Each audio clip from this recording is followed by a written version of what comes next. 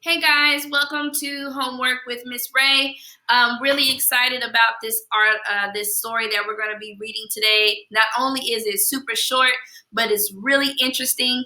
And so this is actually called Fallen Angels. It's a chapter from one of Walter D. Meyer's books, and it talks about one of the wars that he is writing about. I don't know if he actually participated in any of the wars, but we are on the battlefield in this text. And so again, we're still looking at losing someone can change your life for the better or the worse. Yesterday we read Bud Not Buddy, and it looks like losing his family, losing familiarity, losing Jerry, losing what he knows as what home should be has changed. And so his life may have changed for the worse because now he's numb. He doesn't really have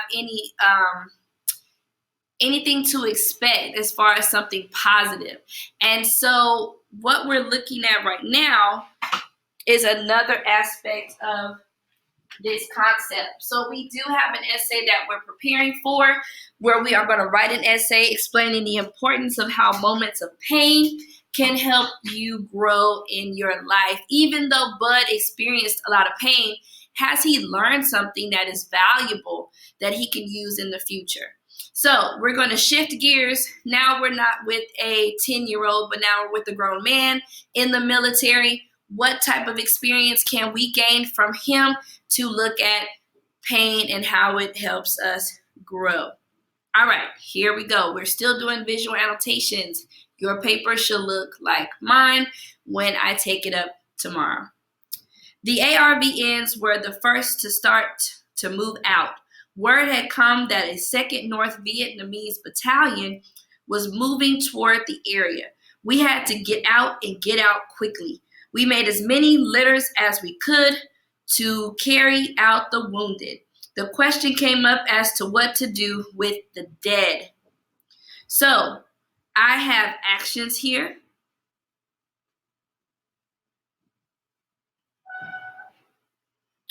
Let's see. And I'm going to say information. Okay, because he's telling us word had come that the 2nd North Vietnamese Battalion was moving toward the area. So, Vietnamese, I'm thinking that this is Vietnam. I'm thinking that they are in the Vietnam War. I'm thinking that since the 2nd North Vietnamese Battalion, which is the group that they're with, the Army group that they're with, are coming. So they need to get out now before some people, as my daughter likes to say, are going to get dead. Okay? Somebody said we should bury them. So, this is dialogue. Someone said we should bury them. They just, excuse me, they just got all of these dead bodies. What are they going to do with them? In war, people are dying left and right. Vietnam was a horrific event where lots and lots and lots of soldiers were dead. Bodies are everywhere. I don't know if you've ever seen Forrest Gump, one of my favorite movies, but there are literally bodies everywhere. And so they have to collect these bodies and do something with them. Some of the bodies get sent back. Some of them are buried there. What are we going to do with the bodies? They'll just dig them up, Gearhart said. We got to strip them and burn them. This is dialogue. Hell, bodies still warm, limbs that fell as the bodies were moved. Some guys couldn't do it. Some of us had to. We began stripping the Americans. We took their tags, their gear, and took them to a hut. How many were there? There were too many. Everybody took care of their own. We got Dungan and put him in the hut. Some of the bodies were wrapped in ponchos. Some weren't. So I'm going to say we have imagery and we have actions. The author is describing what he sees and he's telling us what he's actually doing. Guys from Charlie Company saw what we were doing, and they got their people in. It was better than having the Kongs get them, maybe mutilating the bodies. So, leaving the bodies out, this is information. there might be people out there that would take the bodies and mutilate them, like pull them apart, do strange things with them. This would be information. Make sure you get all the tags, Gerhardt was saying. We have dialogue. I was afraid of dead guys. Here's emotion.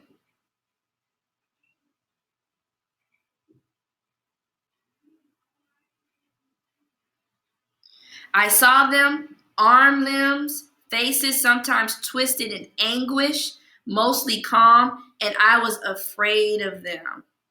Twisted in anguish. Anguish is like pain. So a dead body, if it had been shot, there might be shock on their face. If they had been stabbed, there might be some type of painful expression on their face. That is what's anguish, twisted up in anguish. And I was afraid of them. They were me. We wore the same uniform. We're the same height, had the same face. They were me, and they were dead. No one looked into the faces, into the often still open eyes. We did what we had to do and turned away. So we have emotions, we have imagery, and we have thoughts. In my thought bubble, I'm going to put they were me. They were me. We're the same. When he says they were me, I feel like he's saying that it could have been me. I could easily be the one on the ground with a twisted face and anguish. I could be dead. I could be in their same position, but I'm not. Or at least not yet, because we're still in the war. The war's not over. So he's fearful that he could be one of these dead guys. He sees their faces and it disturbs him. And the fact that at any point he could be in the same position as these men. The ARVNs who hadn't already left watched us impassively. Watched us impassively. What does that mean, impassively? Means they're watching, but they're really not doing anything. They're just looking, okay?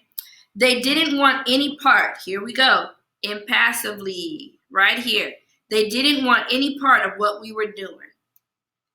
They left their dead where they were. They stripped them, took the ammo. Ammo is like bullets, and the supplies. They closed their eyes. So here's actions. And I'm also going to add thoughts as well. Oh, my lights turned off. Okay. This guy is still alive, man. Dialogue. Monica was looking at a guy in the middle of a pile. The poncho he had been wrapped in came away from his face. He was unconscious, but he was still breathing. Two guys from Charlie Company who recognized him ran over and started pushing the bodies off him. I watched as the limbs flew off the pile until they reached the guy who was still alive. So again, we have imagery. There's somebody who's still alive, but he's unconscious. So he doesn't know what's going on. He looks like he's asleep, okay? And so they have to push dead bodies and limbs off of him just to get him. So that's action. So where are we? We're in another country. We're in Vietnam. There's a soldier who's telling this story. They're packing up all of these dead bodies, and he's explaining how he feels about it. He's afraid that maybe I am just one step away from being a part of this dead pile. How do they honor these dead bodies? Is there any respect for these dead bodies? It doesn't really look like it. So just imagine I could be in a place where people don't know me, don't care about me, and don't respect my body. And so how will my family see my body? Will I have a funeral? All these different thoughts are probably going through his mind. And now there's someone who's alive, buried underneath all of these random bodies and body parts, who is alive but not breathing. Let's see what's going to happen. When they uncovered his body, I could see bubbles of blood coming from a gaping wound in his throat. Gaping wound. It has to be open, an open wound in his throat. The flies around the pile, crawling over the bodies into and out of the room, buzzed in delight. They buzzed in delight, which means what? These flies are excited, like, this is some good stuff right here. Nasty. So we got imagery again. He's describing what it looks like. And there's action because they uncovered the body. So he has a hole in his throat. Maybe he was shot, maybe he was cut, but his throat is open and blood is coming out. Somebody get a medic. Jamal. Dialogue. Jamal was outside of Monaco, and Monaco got him. Jamal looked at the guy and shook his head. The front of the guy's flak jacket was dark with either sweat or blood. When the sweat mixed with the mud, it was hard to tell. Jamal opened it and saw another wound. The flesh was burned and puffed away from a wound big enough to fit a fist into. I looked back at the throat wound. The bubble of blood still rose and fell rhythmically. How was he still alive? So his only wound is not just the hole in his throat. So we got more information. There's actually a bigger wound that's on his body. And so it says that his blood, I looked back at his throat, the bubble of blood still rose and fell rhythmically. So the bubble is probably, making a rhythm. It's doing the same motion, okay? It's a rhythm to it. How was he still alive? So we have information, we have imagery, because he's describing what he sees. Do something for him. The guy from Charlie Company's voice was menacing, like he's trying to start something. He's angry. He your friend? Jamal asked. Yeah, he's my friend, the guy from Charlie Company said. Then you do it, Jamal said. He stood and walked away. Wow, what is that about? What do you think he means, then you do it? What does he want him to do? If he has a hole in his throat, this is inferencing, guys. He has a hole in his throat. There's another hole in his body that's big enough to shove a fist in, and there's blood coming out. Is this guy going to make it? A couple of us stood and walked out behind Jamal. A moment later, we heard the shot. We went back in and piled the bodies back up on the guy. Oh my God, what just happened? We have imagery. We have action. They went ahead and just put him out of his misery and shot him. He wasn't going to make it. There was nothing they could do for him. And so it was probably better to have his friend kill him than to have some stranger do it. I know you guys have probably seen a ton of movies where there were cases like this. But this is just, I almost get a little emotional thinking about it because this is a really sad scene. I'm going to go ahead and put emotions here because the guy that shot him was his friend. So there has to be some very sad emotions, some regret, and the fact that you were responsible for killing someone.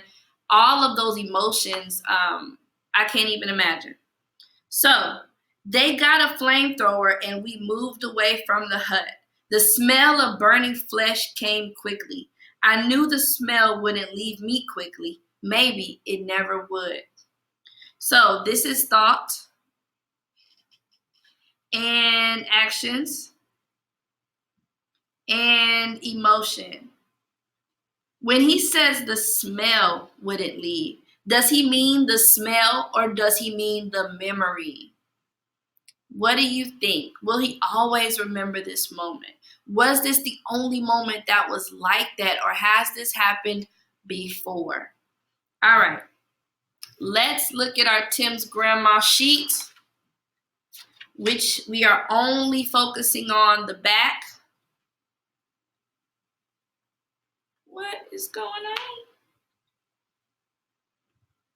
Oh, Come on. I'm tired, guys. I'm like, what happened? Okay. So, we're looking at thoughts. Now, of course, I keep forgetting to number my paragraphs. So let's go back and do that. We have 1, 2, 3, 4, 5, 6, 7, 8, 9, and 10.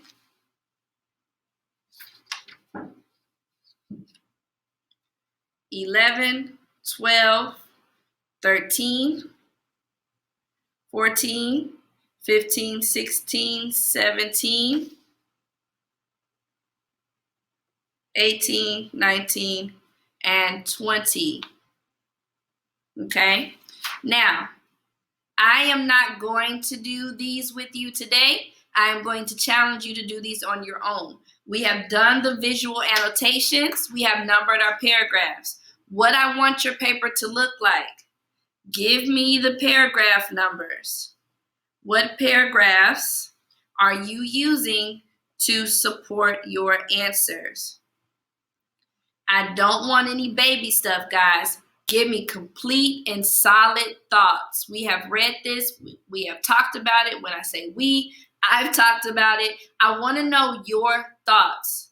Give me something good. Now, I'll give you the paragraphs that I can have you pull it from so that I know that it's substantial and very, very good. So, when we have thoughts, I want you to use paragraph 20. In the end, the smell would never leave. What is happening during what? What happens? Actions. I want you to use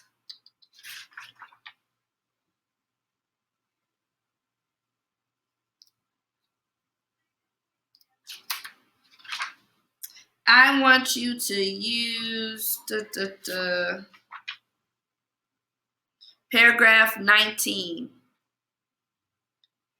For imagery,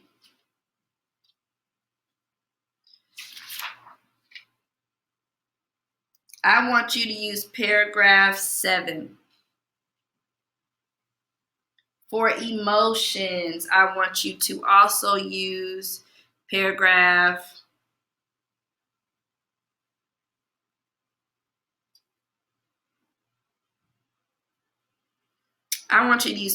10.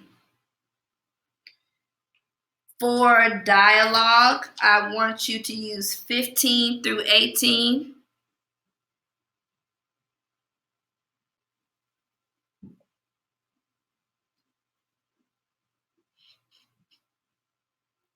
And for information, I want you to use 14. Now, do you have to use the ones that I've suggested? No, you do not. But I'm giving you something to go off of. So, again, paragraph 20, paragraph 19, paragraph 7, 10, 15 through 18, and 14. If you wish to use something different, that's fine. But this is I'm giving you this as a guide. You are going to do all 5 of these on your own. I am not accepting anything that is not fully thought out. You have an example of what I want from yesterday's homework. I will see you guys tomorrow, and have a good night.